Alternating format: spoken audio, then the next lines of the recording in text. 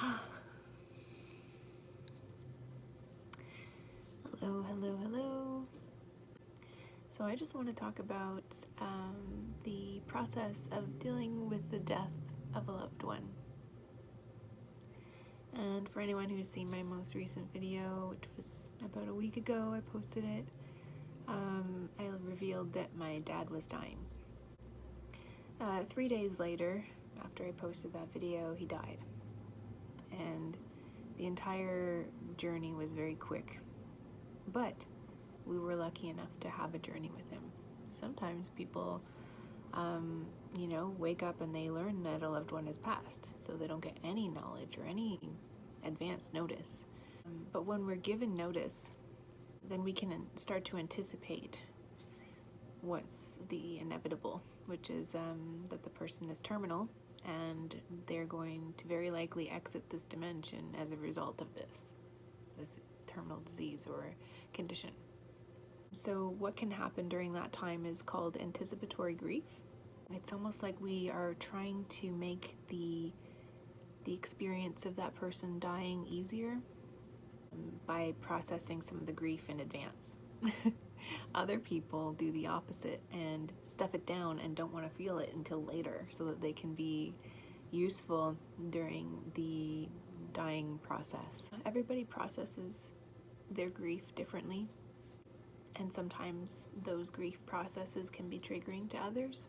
And when one person's grief process triggers another person's grief process, that can create conflict.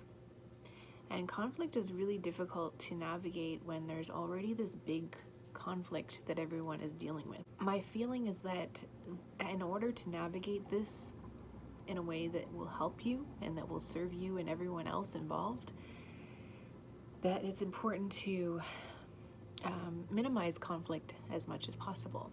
Notice where you're contributing to conflict and see where you can take responsibility for your actions and your choices.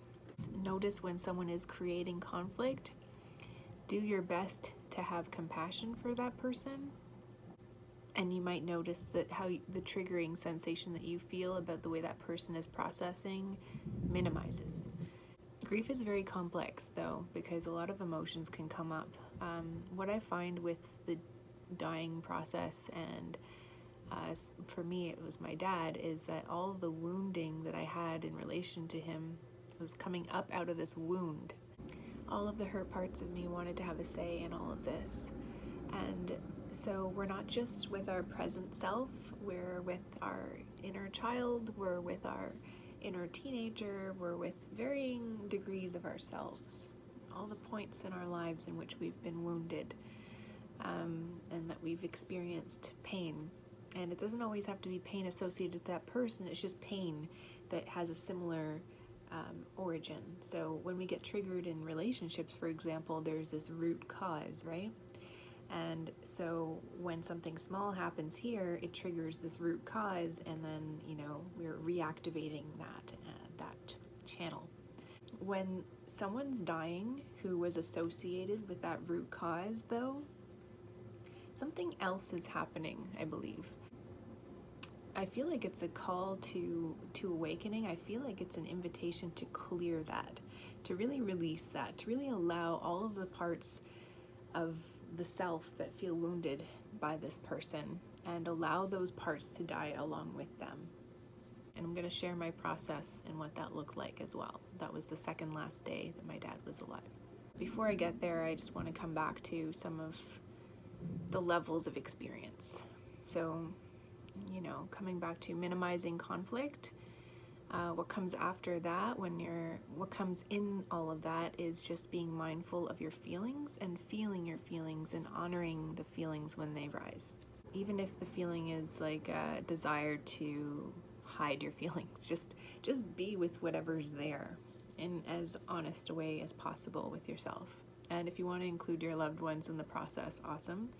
But really be mindful of how you share your grief and how you share your experience. Feel your feelings, honor them, and honor the fact that other people are feeling their feelings in their own unique ways as well. And it all has a lot to do with emotional regulation. This is why it's really important to live a life of consciousness, being able to observe your own internal landscape and notice what's you, what's not you, what's your story, what's your emotion, and how are you with all of that when those things rise up.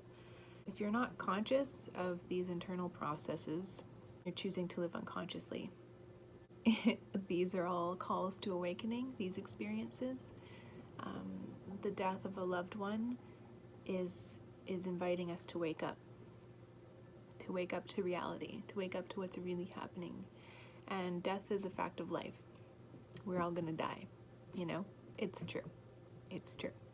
And death is no less beautiful than life, than any part of the living process. Death is part of the living process.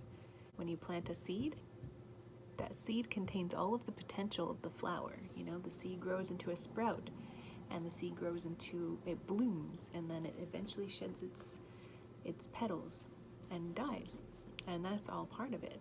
All of that potential exists inside of that seed, and at every stage of its growth and development, it contains all of that fullness, even as it falls, even as the petals drop away. And to acknowledge the beauty in this, you're stepping outside of your own personal story and choosing to see what your teacher is showing you. There's a lot here. There's a lot of takeaways that you can take beyond just the fact that it's beautiful. There is a very profound thing happening here. We are ushering this person out of this dimension. And we get to be there for that. We do. Anyone who's in this scene that's playing out and who's continuing to show up, they're part of that team that's ushering the loved one out. So what an honor to be there. How can you show up in such a way that facilitates the exit in the most comfortable and loving way? How would you want to go out? How would you want people to be with you and around you during this time? How would you want your loved ones to be with each other while you're laying on your deathbed, unable to engage the way you used to? Think about that. And think about that when you are engaging with the people in this scene. Think about that when you're engaging with your loved one. The space that you're in, this transitory space of shifting, changing energies and past traumas, past wounds, energies being cleared out through our various heart-centered wounds. All of that is happening at once with everybody involved. And that is a tremendous gift that's being offered to us. I see this as a university of life. And we don't always pay tuition with money. Sometimes the lesson does involve losing a bunch of money. But other times, and in times like this, the tuition is a loved one's life. So how can we see that the education that we receive during this time is of value?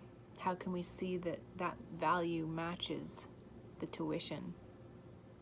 Well, it involves being radically present to your experience. It involves showing up even when it feels terrifying to do so. It involves penetrating through your own personal fear and showing up and being beside them if that's what your heart is calling you to do. And for me, that's what I did. I spent evenings with him. Everyone visited him in shifts, and that seemed to be the best way to go about it for us, because otherwise it would just be a bombardment of people, which is great, but some of us needed more structure. Not me personally, but some of us needed more structure in the visitations, so we just adapted to that. What I noticed is that there was nobody there in the evening. So when the last person left, he was alone. And I actually remember my dad telling me that he didn't want to die alone. He told me this like 15 years ago or 12 years ago or something like that. And that stuck with me and has echoed through my life ever since he said it to me. And I wanted to see that he would not be alone during this time. So I decided to camp out in his room. Every time I showed up, though, of course, I asked him, like, Hey Dad, I brought a bunch of stuff with me. I was thinking of just hanging out with you, maybe I'll crash in your room with you, kind of camp out. Is that okay? Would it be okay if I spent the night here with you? And he would always nod, and with the energy of course, in the way that he would in life, There was never a question. It was always okay for me to be there. But I always asked him, I wanted to make sure that he wanted me there. And I wanted it to come from his yes, I didn't want it to come from my need to be there. So I spent nights with him, and the dying process, especially in the last days, or the last week or so, can be a lot to adapt to. If it's in a palliative care unit, often they're giving medications and things that are helping to ease the symptoms so that they can die peacefully. My dad had a lot of discomfort and a lot of pain that he was dealing with, and he wanted to minimize his discomfort. He was actually talking about, in his last day of lucidity, which was the first day I saw him on the Sunday, and the last day of him talking, basically, he said that he wanted to have an assisted suicide, but before he could talk to the doctor, he just went straight into, the mode that he went into, which was no talking, and he was already on his way out the door. He was scared, He didn't want to feel the pain and any more pain. I made sure that I was paging the nurses whenever he was stirring and uncomfortable, and I did my best to figure out what it was that he needed. I'd go over to him, I spent a lot of time with him, just touching him and holding his hand and petting his hair and just being with him in the most simple ways, and I wasn't very affectionate with my dad during our life together. I always felt an absence of affection with him, actually. And in all of this, a lot of memories were coming up from childhood, and I remember how comfortable I was with him once upon a time, being in his arms, and then something changed, and I grieved and I mourned the loss of that comfort, for a lot of my life, actually. But yeah, holding him in certain ways, holding his hand, rubbing his arm, petting his hair, kissing him, kissing his hand and his forehead and his cheek, and saying soothing things to him, acknowledging the discomfort that he's in, and promising him that I'm gonna do what I can to make it so that you feel comfortable during this time. Okay, Dad, I'm gonna get the nurse in here, and they're gonna help you with this discomfort, and I'm gonna be with you, this whole night. So don't worry, I'm with you. Just let me know if you need anything, and I'm right beside you.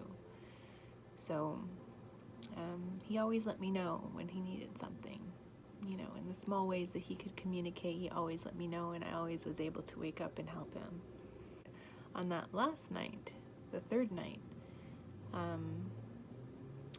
I spent a lot of time with him, just giving him love, and I told him, I'm just, hey Dad, we're all just here helping you, as you navigate all of this. We're just walking you home, okay? So every time you feel someone holding your hand, just think about that. We're holding your hand as we walk you home.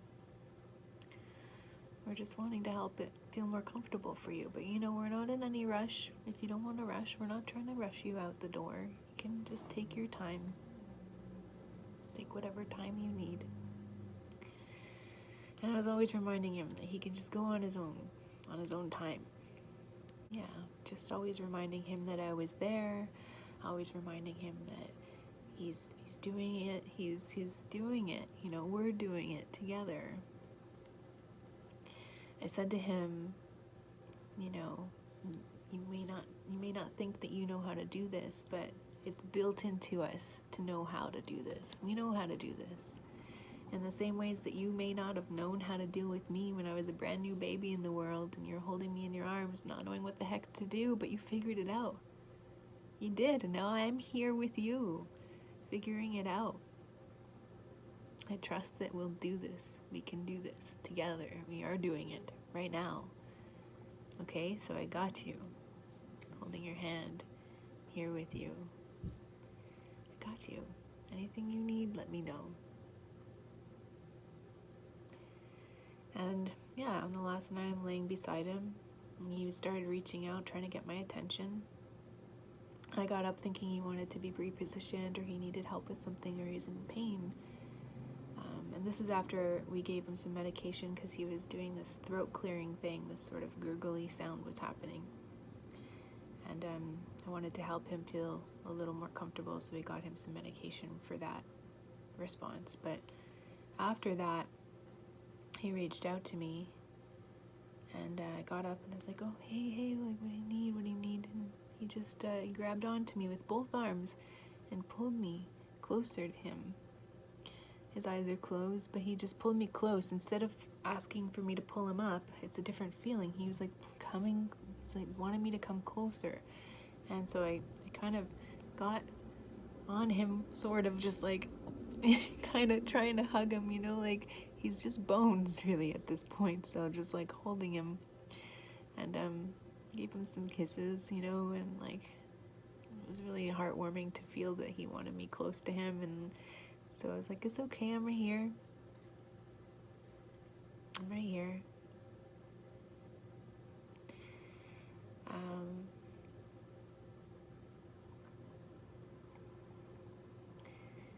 Snuggled with his arm a little bit. I laid there. I remember just laying on his arm, like holding his arm and feeling like a little girl again, like remembering how it felt to like it was like his arm was my arm, in the same way that I felt as a kid. Like it was just so natural and normal for me to just like curl up with just his extra, with his arm in there and with my arms. And I remember just feeling so tremendously grateful.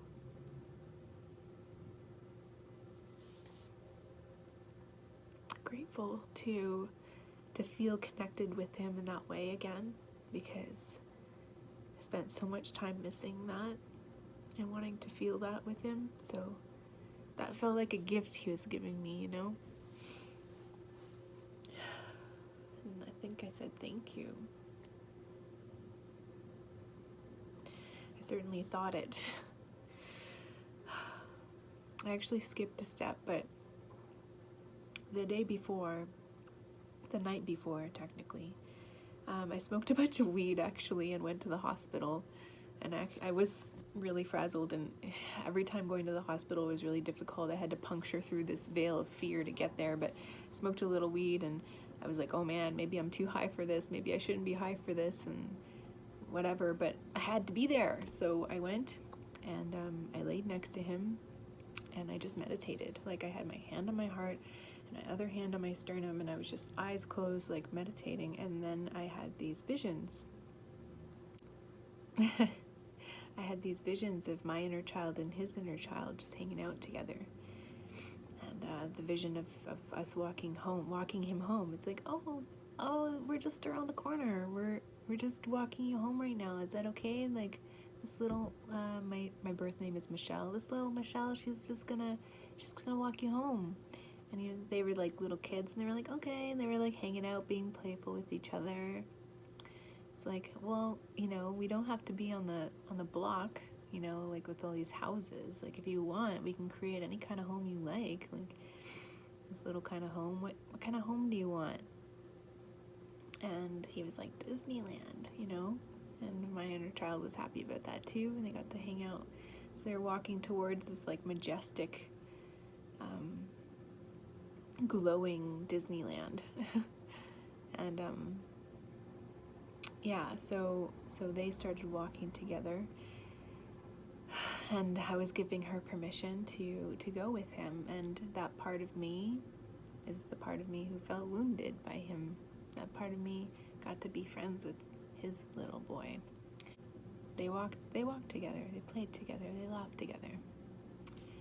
And then there was a scene where our teenage selves were hanging out, and then there was this reminder of a dream that I had about a week prior, and I realized in that meditation that this was a shared dream that my dad and I had, because it was like visiting a memory of his, and I was this woman in his dream that was in some ways asking him to confront his mortality.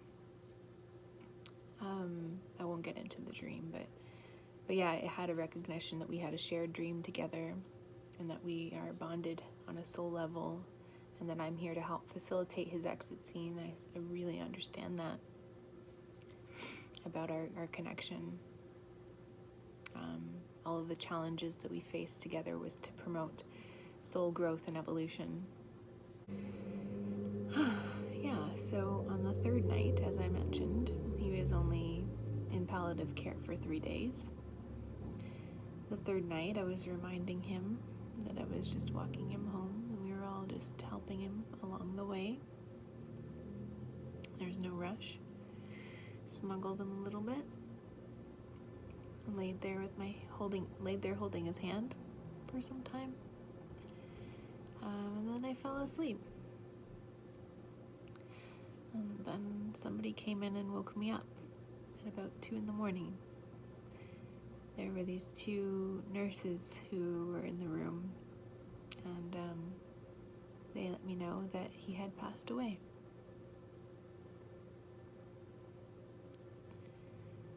They left me with him.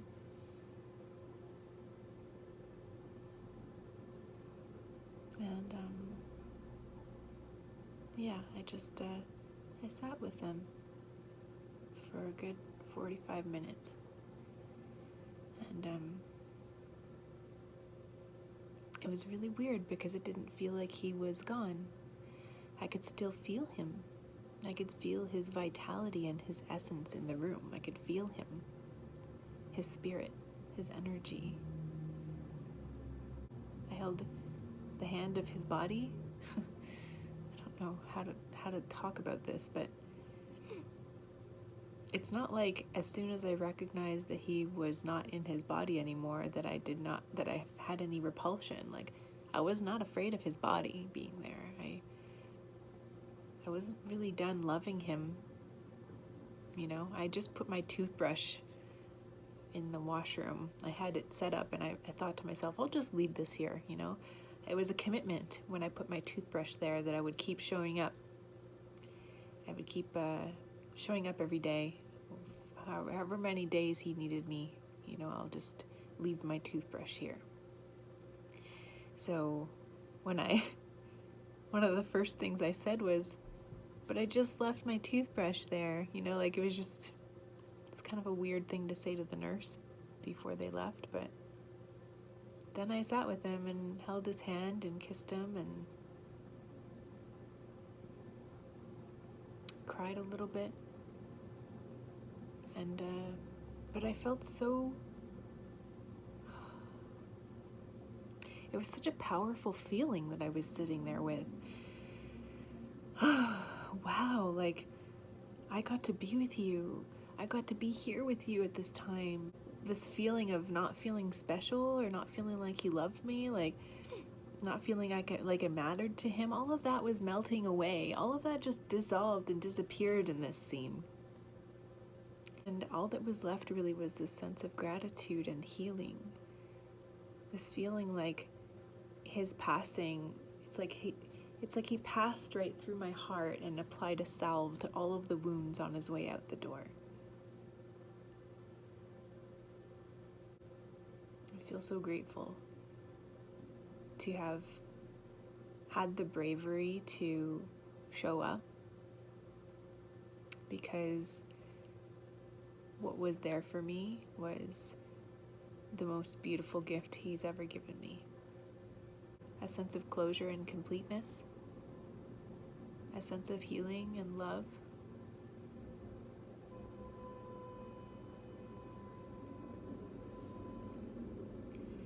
And then family came in, and one of the most difficult sights I've ever endured was watching my sister go up to him and how she dealt with that and watched her receive him. That was really tough. Heartbreaking.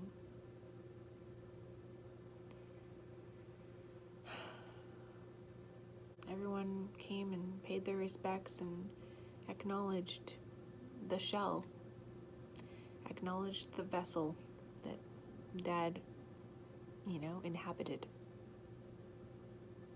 Everyone got a good glimpse of mortality and the fleeting nature of it and the impermanence of it all. And we're all sitting with various levels of processing at this point. We're all moving through it in our own way, receiving our own unique lessons in all of this.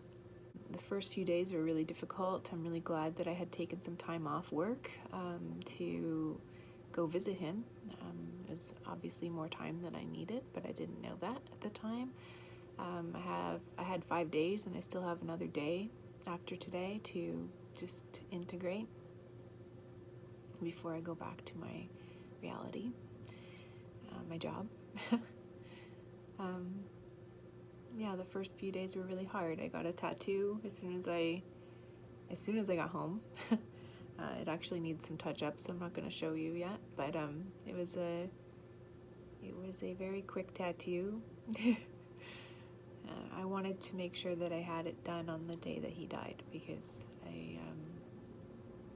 it just felt really important. Yep, that's it. That was the experience. I really wanted to take some time to share some of the insights that I gained from this because this has been tremendously valuable and insightful, and there's been so many learnings. There are going to continue to be learnings unfolding from this experience. We never get over this. I understood that pretty much right away, that this wound is going to be here if I'm going to be living with this space where he was, where he is no longer, like he's not physically there anymore. Nobody but him can fill that space in my life. Even though I didn't have him in my life very much for the last decade. What's interesting is that I did have him though, and I still do. He's still alive. He's still here and with me. It still just feels like he's just in another town, and I'm just not in contact with him right now physically. But now I can visit with him, close my eyes and just visit and tune into his frequency. Maybe he can feel me here. I'm not sure. I don't really know. I don't really know what happens. None of us really get to know. We get to speculate. But we never really get to know. We can only just stand on the edge of other people's experiences and see what that brings up in us. But one of the most significant takeaways from all of this is that we've got this built into our systems to deal with it. So we know how to be with people as they're dying, especially the people we love very much. And we know how to die. And we know how. We just have to trust the natural unfolding of it all. We have to trust.